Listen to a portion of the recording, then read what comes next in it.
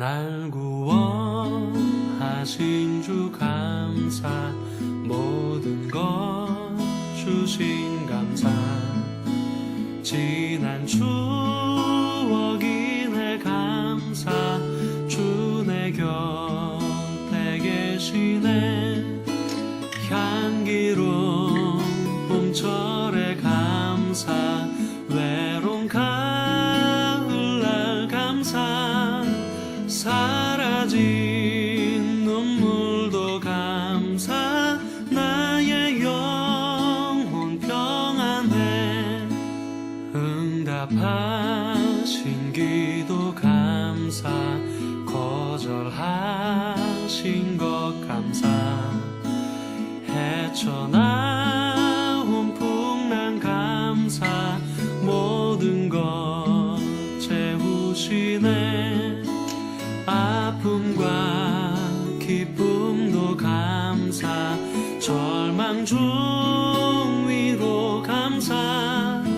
증량 못할 은혜 감사, 크신 사랑 감사해.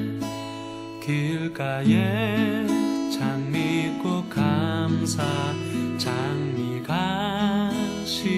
감사. 따스한 가정, 희망 주신 것 감사. 기쁨과 슬픔도 감사, 하늘 평안을 감사.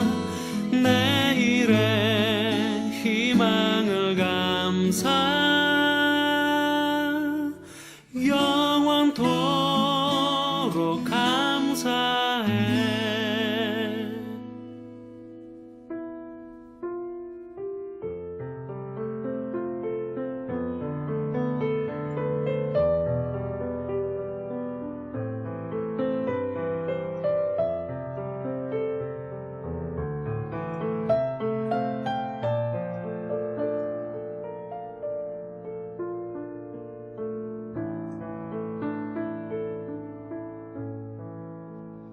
감사해.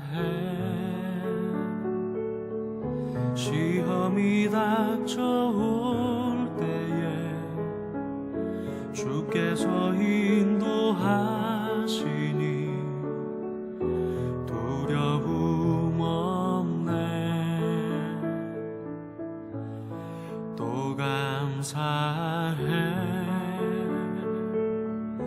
고통이 찾아올 때에 주께서 지켜주시니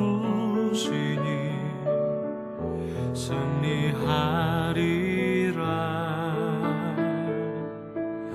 나의 모든 생활 속에서 주님이 함께 하시니 주님의 성령 나를 인도하시리.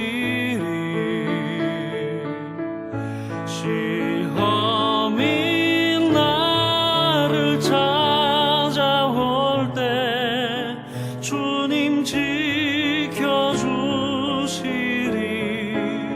주님의 성령 나를 인도하시리. 나의 모든 생활 속에서 주님이 함께 하시니 주님의 성령 나를 인도하시리. 시험이 나를 찾아올 때 주님 지켜주시리.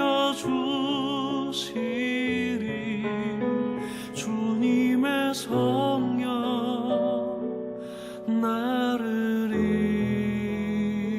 인도하시리.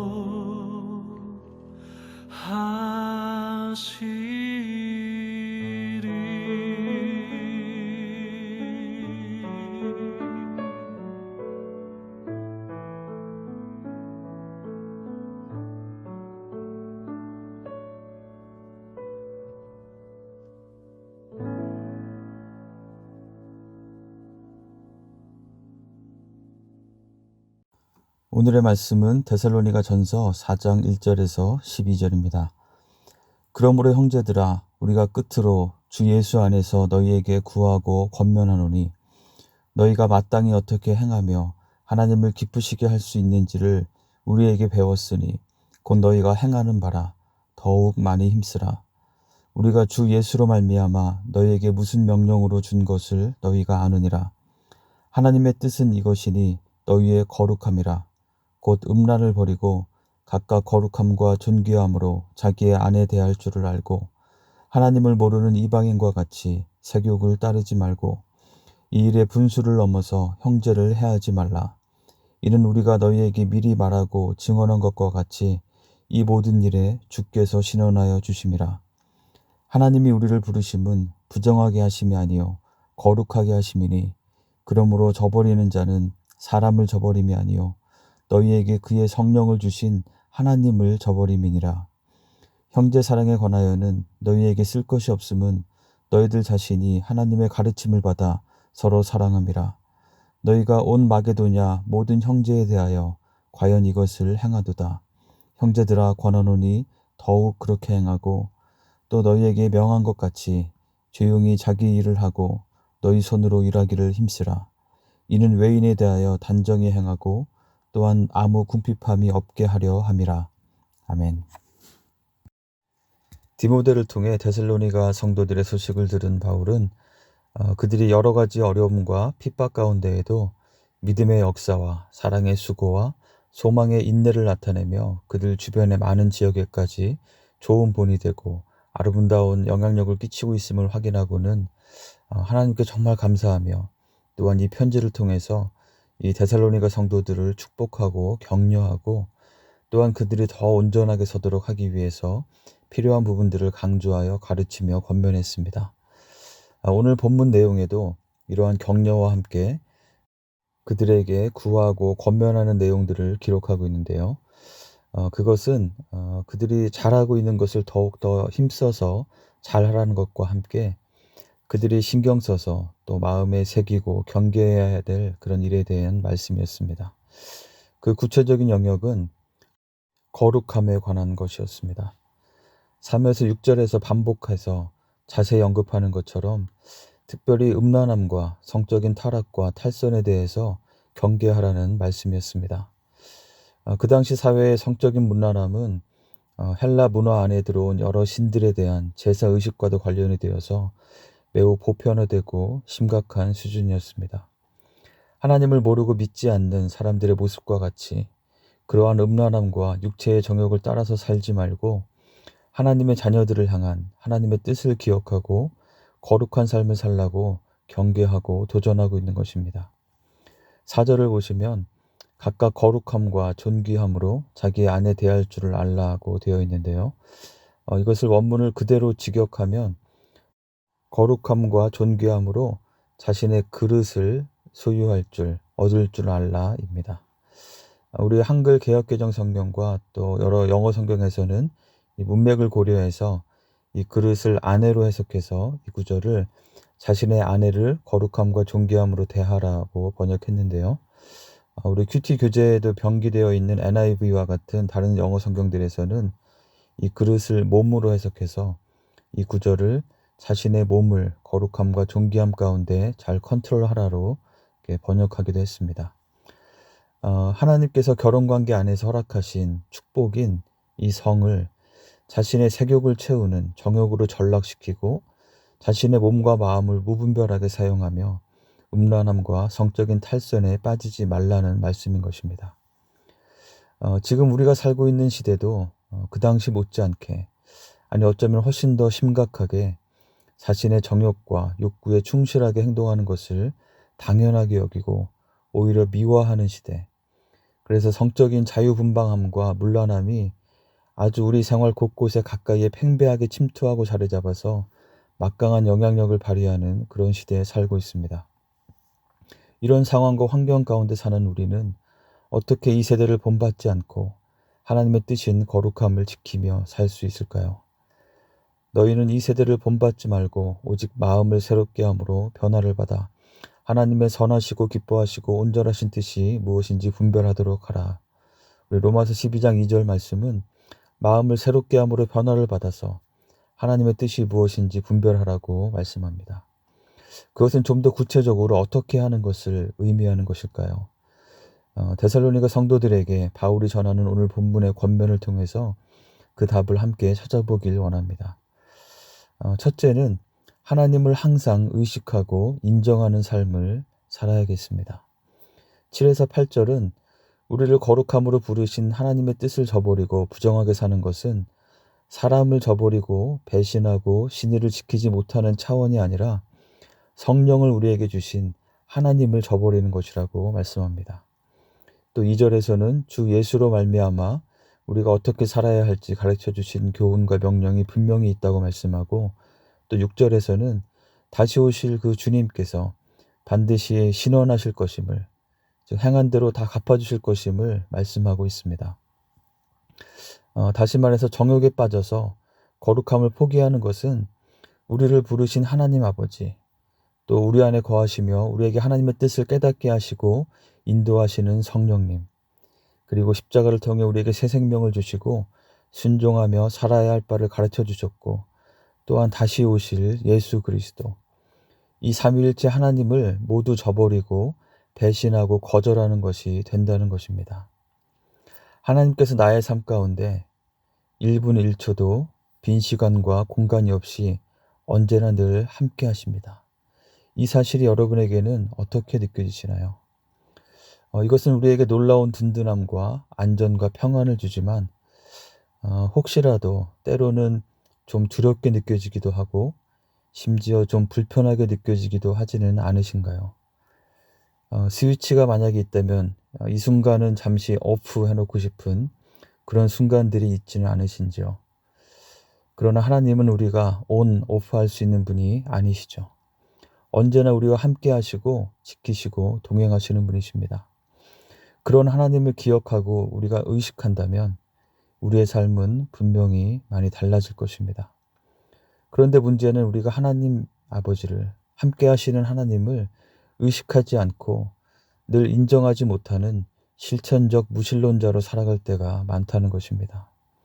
입으로는, 우리의 생각으로는, 이론상으로는 언제나 함께 하시는 살아계신 하나님을 인정하지만 실제 생활에서는 마치 하나님이 안 계신 것처럼 그렇게 생각하고 말하고 행동하는 모습 말입니다. 코람데오, 우리의 삶의 모든 순간에 우리는 항상 하나님 앞에 있음을 기억하시기 바랍니다. 그래서 그 하나님을 저버리지 않고 하나님의 뜻대로 거룩하고 경건한 삶을 사시는 우리 모두가 되기를 축원합니다. 거룩한 삶을 살기 위해서 기억할 두 번째는 하나님을 기뻐하고 하나님을 기쁘시게 하는 삶을 적극적으로 추구하며 살아야 한다는 것입니다. 하나님을 의식하며 산다는 것이 마치 CCTV 앞에 있기 때문에 어쩔 수 없이 쓰레기를 함부로 못 버리는 것과 같이 그렇게 되어서는 안 될 것입니다. 오늘 본문 1절과 또 다른 곳곳에서 찾아볼 수 있듯이 예수 그리스도를 통한 복음에 나타난 하나님의 은혜에 감사하며 하나님을 사랑하고 하나님을 기쁘시게 하고자 하는 삶을 열심히 살았던 이 데살로니가 성도들의 삶처럼 우리도 단순히 하나님의 시선이 부담이 되고 죄책감이 들어서 어쩔 수 없이 하나님의 뜻대로 순종하고 거룩함을 선택하는 수준이 아니라 하나님을 정말 사랑함으로 하나님을 기쁘시게 하기 위한 삶을 열심히 적극적으로 추구하며 살아갈 때 이 거룩함은 무거운 율법적 요구나 책무가 아니라 거룩하신 하나님과 더 깊이 교제하며 빛 가운데 함께 걷는 새로운 차원의 참된 기쁨과 행복을 주는 것임을 경험하게 될 것입니다. 9에서 10절에 보면 특히 데살로니가 성도들은 형제사랑, 즉 지체들을 돌아보고 서로의 필요를 채우고 구체적으로 섬기는 사랑의 나눔과 실천을 아주 본의되게 잘 행하고 있었음을 보게 됩니다. 이것은 하나님을 기쁘시게 하는 모습이었습니다. 6절에서처럼 정욕에 빠져서 지체들에게까지 죄를 범하고 해를 끼치는 그러한 상태에 이르게 되는 것이 아니라 깨끗한 마음으로 서로 귀하게 여기며 사랑하는 것이 아버지 하나님의 마음을 기쁘게 하는 모습인 것이죠. 그리고 하나님의 자녀가 되어 살아가면서 이렇게 함께 형제 자매된 지체들과 서로 사랑하며 누리는 이런 기쁨의 교제는 우리가 빛 가운데서 살아가며 누리게 되는 진정한 기쁨과 행복인 것입니다. 1절과 10절 뒷부분에 반복되어 나오는 표현이 있는데요. 너희가 이미 그렇게 행하고 있는데 더욱더 힘써서 그렇게 행하라는 권면입니다. 하나님을 기쁘시게 하기 위한 행함에 더욱 힘쓰고 특별히 지체들을 사랑하기에 더욱 힘쓰라는 말씀입니다. 또한 11, 12절에서는 자신의 일상생활에 성실하고 충실하게 임할 것을 말씀합니다. 데살로니가 전후서에서 계속해서 다루는 주요 주제 중에 하나가 예수님의 재림에 대한 부분인데요. 아마도 어떤 사람들은 재림을 기다리고 영원한 하나님 나라를 위해 산다고 하면서 자신의 일상생활을 소홀히 하는 모습이 그들 가운데 있었던 것 같습니다. 사도 바울은 그러한 것이 다시 오실 예수님을 소망하며 기다리는 바른 자세가 아님을 분명하게 말씀합니다. 나에게 주어진 이곳, 하나님께서 나를 세워두신 나의 삶의 현장에서 차분하게 자신의 일을 하고 손으로 수고하는 것이 하나님을 기쁘시게 하는 것이고 그것이 믿지 않는 사람들에게도 본이 되는 적절하고 바른 모습이라고 말씀하는 것입니다. 무조건 세상을 등지고 속세를 떠나서 어떤 교회 안에서만 교회와 관련된 일에만 열심을 내고 경건을 내세우는 것이 아니라 내가 이전에 사랑하고 쫓아가던 세상을 등지고 십자가를 바라보았다면 그 십자가를 지고 세상으로 나아가서 나의 가정, 나의 일터에서 그 십자가를 지고 주님을 따르는 삶을 살아가는 것. 내게 허락하신 바로 이곳이 하나님께서 나를 부르시고 세우신 사역의 현장임을 깨닫고 그곳에서 복음의 선한 영향력을 발휘하며 거룩과 경건의 삶을 살아가는 것.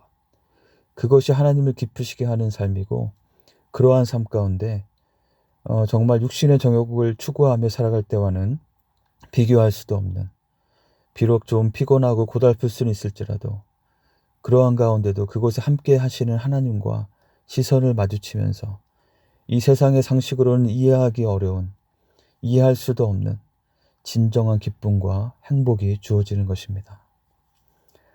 점점 더 악하고 타락하여 자신의 만족과 쾌락을 추구하고 부추기는 이 세상에 살아가면서 언제나 함께 하시는 하나님의 시선을 기억하며 더욱 깨어있는 우리가 되길 원합니다. 그리고 단순히 하나님의 시선을 의식하기 때문이라는 그러한 수준이 아니라 그 하나님을 사랑하여 하나님을 기쁘시게 하는 것을 삶의 가장 큰 동기와 목적으로 삼고 살아가는 우리가 되기를 원합니다.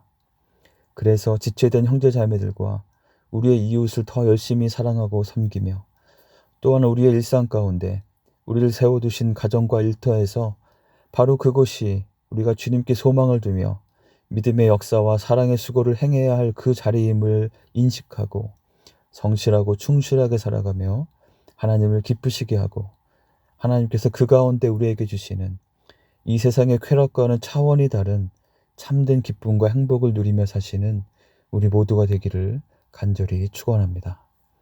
함께 기도하겠습니다. 오늘 말씀을 기억하며 함께 기도합시다.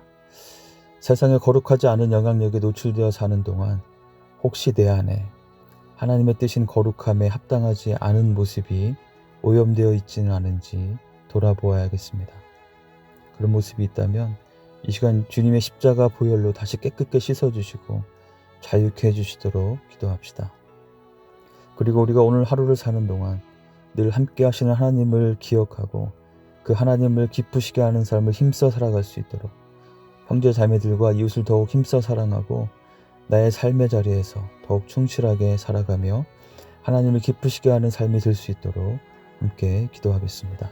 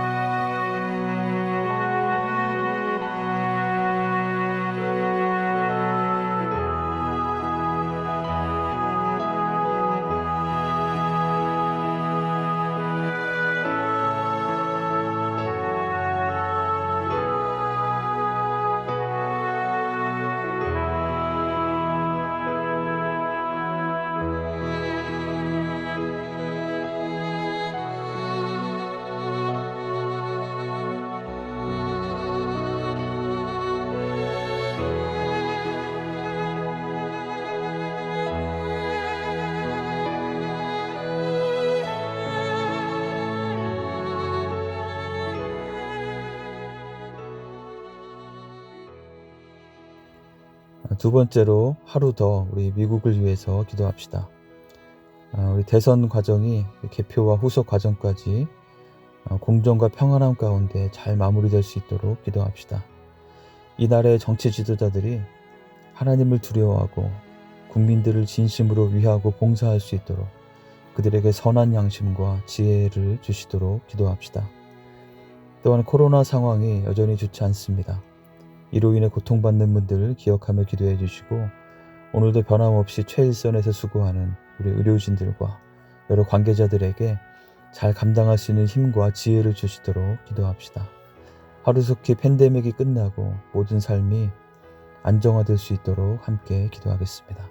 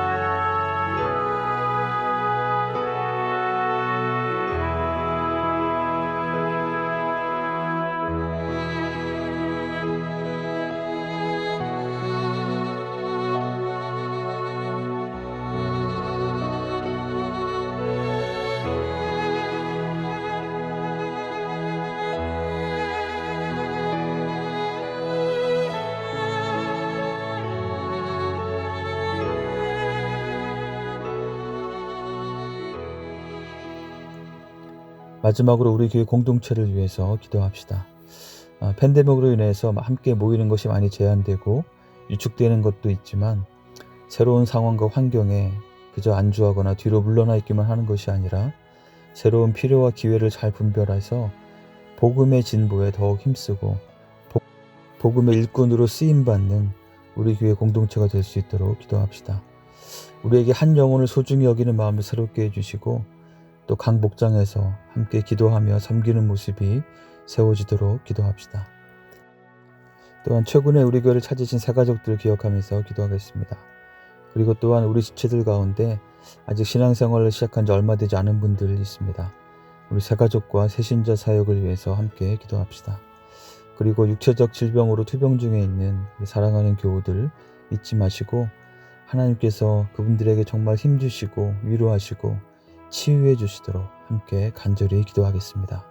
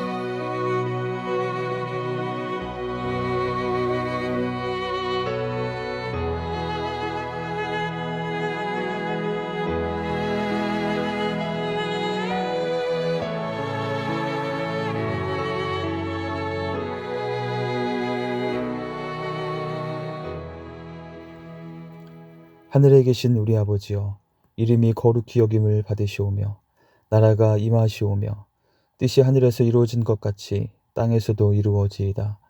오늘날 우리에게 일용할 양식을 주시옵고 우리가 우리에게 죄 지은 자를 사하여 준 것 같이 우리의 죄를 사하여 주시옵고 우리를 시험에 들게 하지 마시옵고 다만 악에서 구하시옵소서. 나라와 권세와 영광이 아버지께 영원히 있사옵나이다. 아멘.